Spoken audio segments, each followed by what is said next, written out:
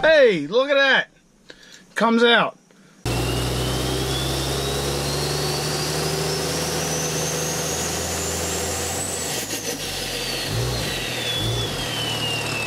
Hi guys, welcome back. How's everybody doing today? We're getting another late start today, and well, the reason is because work. You know, duty calls. Gotta put in a little OT every now and again, which for me is pretty much all the time. But anyhow, today our main objective is to check the fluid in the rears. Well, not even check the fluid in the rears. We're going to change the fluid in the rears. We're going to start at the back diff, which is an AAM 11.5, I believe, and then the front is a 9.25. I'm not sure if that's AAM or a Chrysler rear, but anyway, it doesn't matter. But we're going to change the fluid in the rears. And another thing I want to do is, somebody commented, we're going to start with this. I can't get the key out of the ignition interlock because the truck only sees neutral and it wants to see park to get the key out. And you know, because of the 68 smart box from Firepunk and the EFI live tuning, it won't let me have the key, whereas with the Minimax tuning it would, which still kind of puzzles me. But somebody had commented, and I think it was Reaper was the screen name. He commented that he had that problem and he took both battery cables off the terminals of the battery, held them together for 30 seconds, and that fixed the issue. So we're going to give that a try, and hey, hopefully it works. It'll save a lot of aggravation down the road. So we're going to start with that, and then we'll dive into these rears.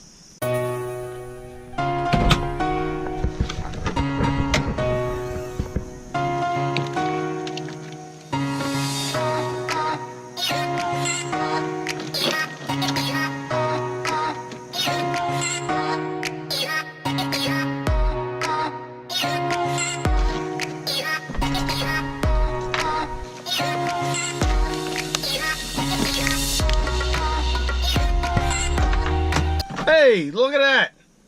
Comes out. Wonder if it'll do that if we start it.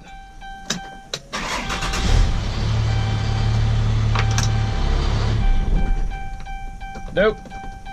So touching the cables together after disconnecting them from the battery for 30 seconds does release the key interlock, but it only works once. If we start the truck and then try and pull the key out again, it doesn't work. So, hey, that's something. Maybe we can build off of that, or we'll dissect that. I don't know. Maybe I need to find some wiring diagrams to figure out what exactly is going on. But hey, Reaper, I appreciate the help.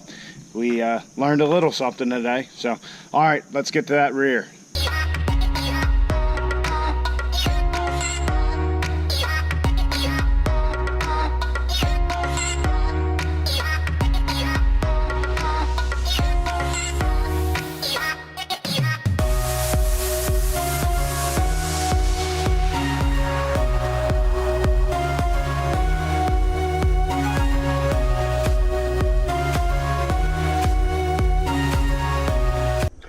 Alright guys, so everything looks good. I mean, ring and pinion, everything looks the way it should. The fluid, it's got some bubbles in it, but I think that's just from emptying it out.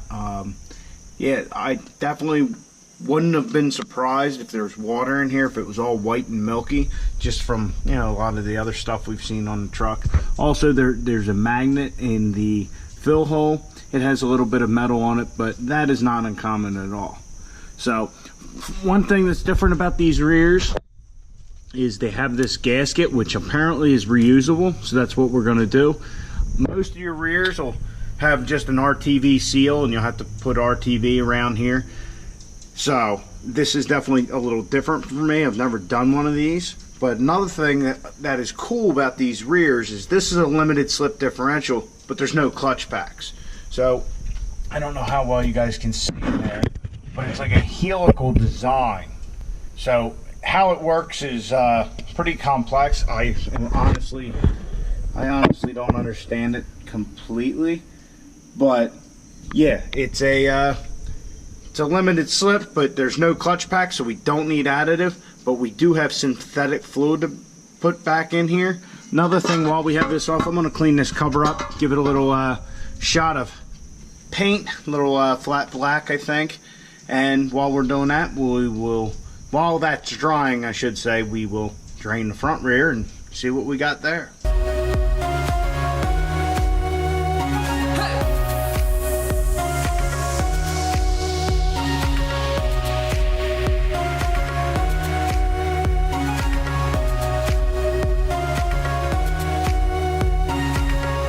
before we jump on to the front rear, I didn't really explain why we're doing this. The reason we're doing it is the truck has 150,000 miles, and yes, we found some very questionable things about the truck that would lead us to believe that, hey, water could have gotten in there or whatever.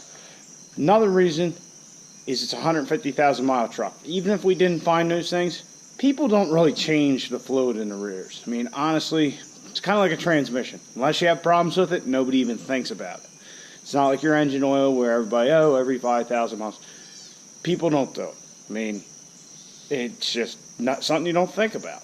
So there's good reason to believe this fluid's been in there since it was new at the factory.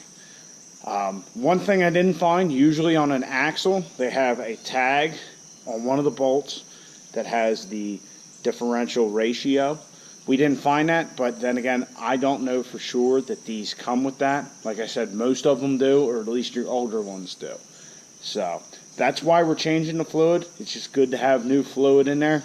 Like I said, 150,000 miles. It's allowed to be original stuff. So that stuff does break down after a while and just needs to be replaced. So let's move to the front and see what we got there.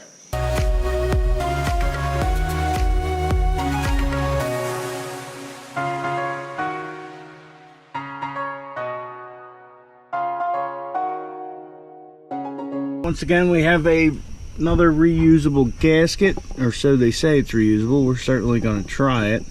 I'm looking by the cover. This is also an AAM rear. So, and yeah, a little bit of metal on the drain plug, but not anything to be concerned with. No chunks. This is your front diff. As you can see, it's an open rear. Normally there'd be clutch packs in here if it was a limited slip differential, but just about anything other than like a Power Wagon or a Raptor or something like that that has the option for it has an open rear in the front. You're very rarely going to find anything other than that. So we're going to clean this cover up, and then we will recover the rear and repeat that again.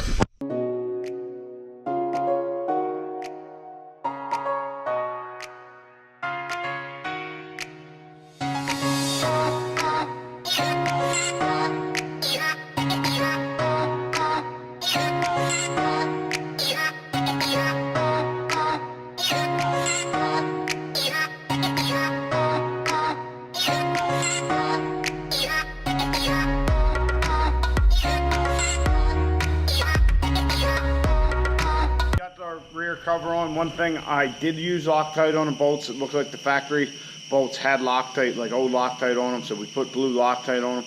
Another thing, I torqued them to 30 foot-pounds. Everything I've read about doing these rears, like I said, this is the first time I've done one of these. Everybody kind of stressed that you want to use a torque wrench because they are easy to snap. It's real easy in the back. In front, it's going to be a little bit of a hassle because, as you can see, there's all kinds of steering components in the way and all that. So what we're going to be filling it with is this Schaefer's 7590 gear lube. This is a synthetic. Schaefer's is the same stuff I used in the engine. Everything I've heard about it has been great, and Schaefer's just makes a quality product. So we're going to be putting that in. I believe the rear is a little over 3 quarts, and the front rear is a little over 2. We'll find out. And another thing to note on this rear, the fill line is actually below the fill hole, which is unusual. Usually the fill hole is the level, just like our transfer case, but in this case it's not. If we get a little extra in there, I don't think it's going to hurt anything, but we'll try and get as close as we can.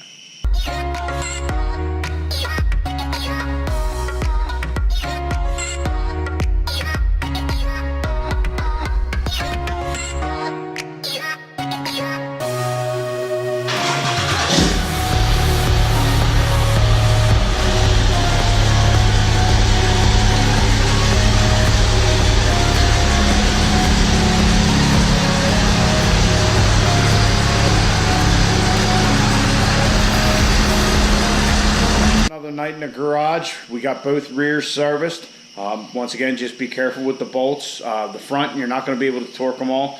You're probably going to have to use a box wrench on some of them if you don't have a universal, because all that, steering shit's in the way and all that. So the truck is doing good. We're ticking things right off the list one at a time. I'd actually like to try and get the truck inspected before we take it to the track, because I'm busy this weekend, so we're not going to be able to get the test and tune tomorrow night, which it's supposed to be a nice night. It's kind of a shame because the truck is ready as far as I'm concerned. We got all our leaks fixed. We got everything serviced. All our fluids are at optimum levels, so we could go racing. There's still more to do. I'm going to put the interior back in it and all that kind of stuff. I know it's a race truck, why, and all that. I want to put it back in for now and just kind of keep it looking all nonchalant like. I did drive the truck to work today, so we had a half hour to and a half hour from. No issues. The truck ran great. In the morning, I kind of took it easy on the way in just to see how everything was, and plus it was dark out, 5:30 in the morning. Couldn't see about the smoke. In the afternoon, I did check it, and normal driving, it's fine. Taking off and all that. The real issue with the smoke comes to the downshifting, as far as like when it's in overdrive, you try and get up a hill, you're doing 60, you start you're not giving it enough pedal to get it to downshift. Then we're getting way too much smoke. So I'm going to have to adjust the transmission parameters to get rid of that, because we don't want a dirty truck on the street. It's just not cool. I mean, I know everybody all about rolling coal. That's bullshit. It's stupid. So we want a nice, clean truck. Maybe a little smoke at the track when we take off, but I like seeing a clean truck go down the track. So I hope you enjoyed. Like I said, not the most exciting thing, but it's something. Hope you learned something, and I hope you can get out in your garage and get to working on your truck.